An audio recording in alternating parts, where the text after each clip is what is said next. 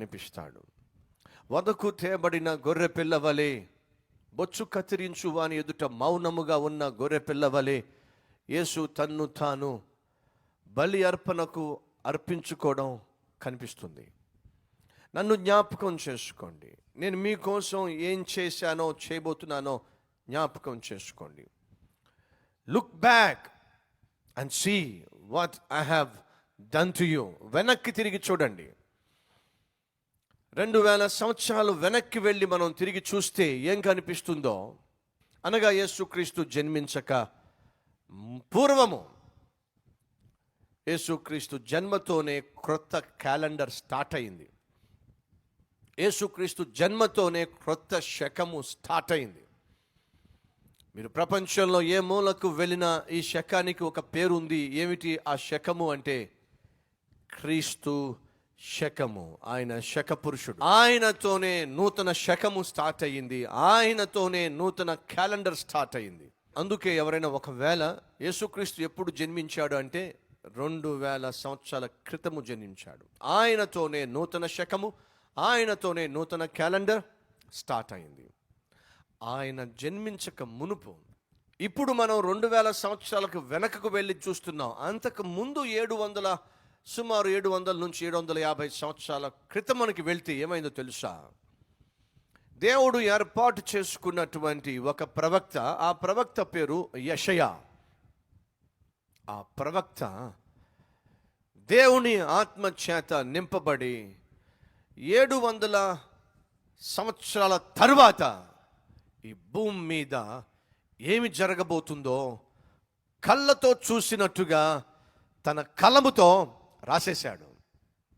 ఎంత అద్భుతంగా రాశాడు అంటే, ఒక్కసారి మీ బైబిల్ తెరవండి, వెనకకు చూడండి. Look back. 24వ వచనం తెలియచేస్తుంది ఏమిటి? వెనకకు చూడు, వెనక్కి చూడు. ఏం జరిగిందో చూడు. ఏం జరిగిందో మనందరికీ తెలుసు. కానీ ఏమీ చూడకుండానే ఓ ప్రవక్త రాశాడు. ఏం జరగబోతుందో ఆయన రాసినట్టుగానే జరిగింది. 53వ అధ్యాయము యెషయా గ్రంథము చదువుదాం రండి. 3వ వచనం చదువుతున్నాను చూడండి. ఎంత అద్భుతంగా కళ్ళకు కట్టినట్టుగా కలముతో రాసి పెట్టాడో చూద్దాం రండి. యెషయా భక్తుడు అంటున్నాడు, అతడు తృణీకరింపబడిన వాడును ఆయను, మనుష్యుల వలన విసర్జింపబడిన వాడును, వ్యసనాక్రాంతుడుగాను వ్యాధి అనుభవించిన వాడుగాను మనుషులు చూడనొల్లని వాడుగాను ఉండెను.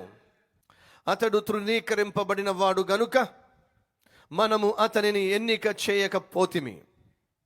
నిశ్చయముగా అతడు మన రోగములను భరించెను, మన వ్యసనములను వహించెను.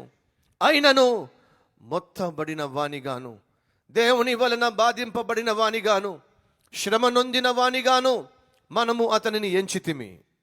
మన అతిక్రమ క్రియలను బట్టి అతడు గాయపరచబడెను, మన దోషములను బట్టి నలుగగొట్టబడెను. మన సమాధానార్థమైన శిక్ష అతని మీద పడెను. అతడు పొందిన దెబ్బల చేత మనకు స్వస్థత కలుగుచున్నది. మనమందరము గొర్రెల వలె త్రోవ తప్పిపోతిమి. మనలో ప్రతి వాడును తనకిష్టమైన త్రోవకు తొలగెను. యెహోవా మన అందరి దోషమును అతని మీద మోపెను. అతడు దౌర్జన్యము నొందెను, బాధింపబడినను అతడు నోరు తెరవలేదు. వదకు తేబడు గొర్రె పిల్లయు, బొచ్చు కత్తిరించు వాని ఎదుట గొర్రెయు మౌనముగా నున్నట్లు అతడు నోరు తెరవలేదు. అన్యాయపు తీర్పు నొందిన వాడై అతడు కొనిపోబడెను. అతడు నా జనుల అతిక్రమమును బట్టి మొత్తబడెను. సజీవుల భూమిలో నుండి అతడు కొట్టివేయబడెను. అయినను అతని తరము వారిలో ఈ సంగతి ఆలోచించిన వారు ఎవరు?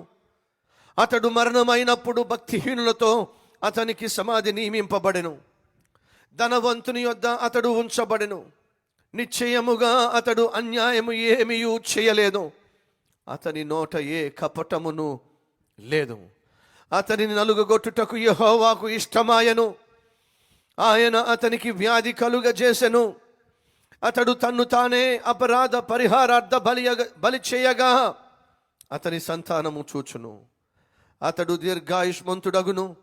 యెహోవా ఉద్దేశము అతని వలన సఫలమగును. అతడు తనకు కలిగిన వేదనను చూచి తృప్తి నొందును.